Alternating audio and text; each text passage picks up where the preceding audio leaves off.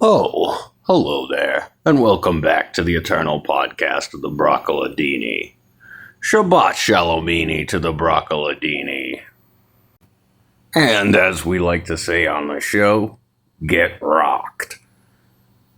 This week's episode is a presentation on petroglyphs, pictographs, mysterious rock carvings, electromagnetic anomalies, cross-cultural migrations, nuclear physicists, Native Americans, and animal fat. And with all that going, we better hop right in. What are petroglyphs, you may be asking yourself, and the answer isn't exactly simple. Petroglyphs and pictographs together form what is commonly known as rock art. The two are often found side by side together at the same sites, or in combination as painted petroglyphs. But a petroglyph is, in its simplest description, a piece of rock art created by scraping, chiseling, or otherwise removing the patina or desert varnish off the surface of a stone or rock, revealing the lighter stone or rock underneath, creating the image. A pictograph, on the other hand, is a painted image on rock. And a painted petroglyph is a combination of the two. It is both a petroglyph and a pictograph together. Often it is easier for a petroglyph to weather the tests of time than a pictograph. Ancient peoples such as the ancestral Native Americans, living in time so long ago they can only be described as over 10,000 years, created pictographs by using mineral or plant-based paints and bonding them together with animal fats or oil, with which you can create many lovely patterns, but may not last too long. Rock art, that is, petroglyphs and pictographs, are found in every area of the world except Antarctica. However, the highest concentrations are found in parts of Africa, Scandinavia, and Siberia, but as we Coloradans know, the coolest ones are found in the American Southwest. And enigmatically or not, petroglyphs, pictographs, rock art from all over the world, display common patterns, shapes, and designs. Some popular ones include the dancing stick man, also known as the squatting man, sheep, elk, or antelope, spirals, geometric crosses and swastikas, the menorah head dude, a hand, a stack-like plant imagery, or the ever-popular squiggly lines. The similarities in worldwide petroglyphs have led some to question whether they belong to some sort of cross-cultural exchange, some sort of mysterious migration event, some sort of shared cultural experience, or some other strange things, while others are content to believe they were just drawing dancing people, suns, elks, and things they saw around them, which in itself is not a bad idea. A researcher named John Ruskamp came up with a theory that petroglyphs and rock art throughout America, especially North America, show similar, or in many cases the same, characters as Proto-Chinese, ancient Chinese from the Shang Dynasty period. And this theory has been signed off on by the scholar David Knightley. However, other scholars say they're full of shit. Some have stated that petroglyphs in Utah have an eerie semblance to art depictions in ancient Egyptian hieroglyphs. Some point to an image of two people fucking under a rainbow as being eerily similar to Nut and Geb from Egyptian mythology, often depicted having sexual relations while in an arched position forming the earth and sky.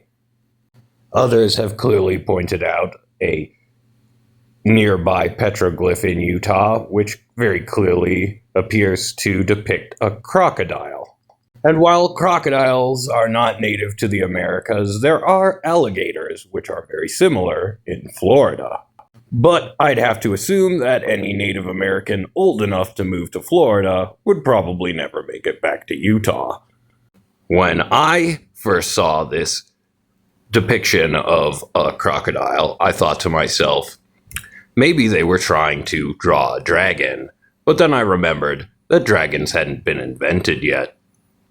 However, a far more interesting theory I found while digging than that overdone one of mysterious migrations was that of electromagnetic disturbances in the sky?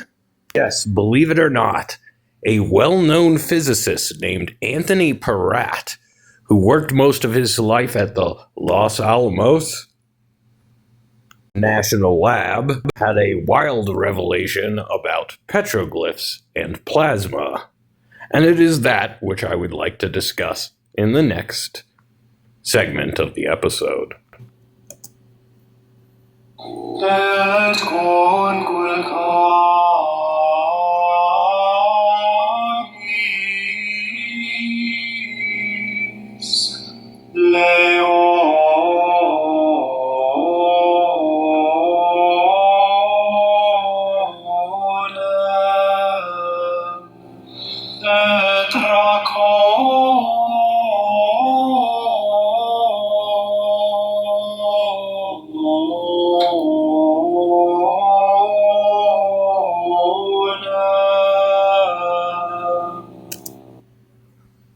Plasma. What is it? I wasn't really sure at first. It's not the type that's in your blood. Maybe I was thinking, it's what fire is made out of. But again, I was wrong. It turns out plasma is the fourth and coolest state of matter, in which something becomes so sublime it's not even a gas anymore. Liquids and solids have at this point been entirely left in the dust. It turns out most of the universe is made out of plasma, but plasma shows up especially in places that are extremely hot, like the stars, the sun, nuclear bombs, and yes, I was right a little bit, often enough, fire. And it turns out that our US government has been doing secret lab tests on plasma all along. And this guy, Anthony Peratt, a physicist involved in these strange rituals involving wrapping yourself in lead and going a mile away in order to create conditions in which you can take pictures of plasma, came out and said, hey, these petroglyphs are weird because a lot of them, if not all of them, look exactly like pictures of plasma. Or, more particularly, pictures of high-energy density plasma, which apparently the US government wants more than that news guy wants pictures of Spider-Man. Pictures of plasma show that plasma often appears as a strange stack or column around which a number of pinches bend it inwards and then outwards again. The shapes created are extraordinarily similar to especially the dancing stick man, the squatting man, who shows up in petroglyphs and pictographs from around the globe. The seven-head menorah guy, many of the squiggles and geometric patterns are also, according to Anthony Peratt, identical to confidential pictures of plasma taken by the United States government in nuclear facility conditions.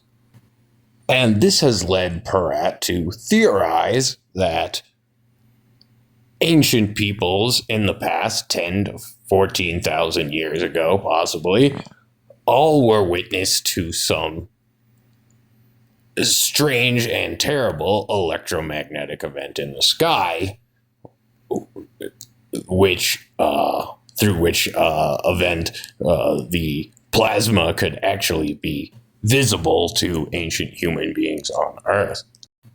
Pictures of plasma reveal that plasma compresses itself into 9-disked rays, and that these rays split out into 56 channels. And many have pointed out that a particular petroglyph of the Navajo found in Arizona displays a 56-rayed disc. And the petroglyph in Arizona is identical to another petroglyph in Australia, and when laid over each other, they form a beautiful, identical pattern. Indeed, the question arises, perhaps human civilization was not founded by aliens or based on technological advances given to us by aliens of some sort, or interdimensional beings of some sort, but perhaps all of human civilization is based on and inspired by plasma instead. The African Dogon tribe, famous for their intense mythology surrounding the star Sirius, which was mentioned in a previous episode and is an obsession for occultists, UFO enthusiasts, maniacs alike, are noted for their ceremonial 9-masked or 9-disked headdresses that they wear on only the most special and sacred of occasions. These 9 discs resemble plasma when it compresses into its 9-rayed form. Indeed, we're told by Anthony Peratt that most pictures of plasma look like a stack of 9 donuts on a string, at least if you back up far enough. Right now I'm eating a donut that my girlfriend got me, and it's really damn good, but I sort of wish it was a plasma donut. But it's true that many churches, mosques, and Buddhist shrines from all over the world display a unique 56-rayed pattern in their domed ceilings. And all this leads me to ask, the Kokopelli, a famous petroglyph, is it an ancient shamanic flutist, Squidward sucking a dude off, or yet another picture of plasma?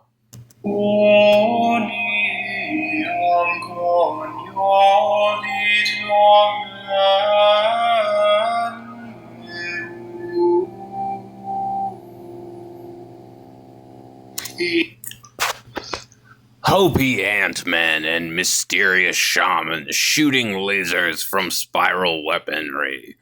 And whatever else you got. Petroglyphs. They are absolutely ridiculous. Cross-cultural pollination or plasma. Or just people drawing nice little sheep and men and little stars. They never fail to capture our imagination. They are, after all, very beautiful. For those of us who live in Colorado, I've recommend visiting nearby Chaco Canyon, where pictographs, that is, painted rock art that has been dated to 1,000 years old, which is very cool because it's a very long time for painted pictographs, line the walls and canyons of the ancient dwellings. Thank you all very much for listening to the Eternal Podcast of the Broccoladini. The Eternal Podcast of the Broccoladini is brought to you by Neon Cocopelli Plasma Donation Center. Neon Cocopelli Plasma Donation Center. Give us your blood. You crackhead. And here's $50.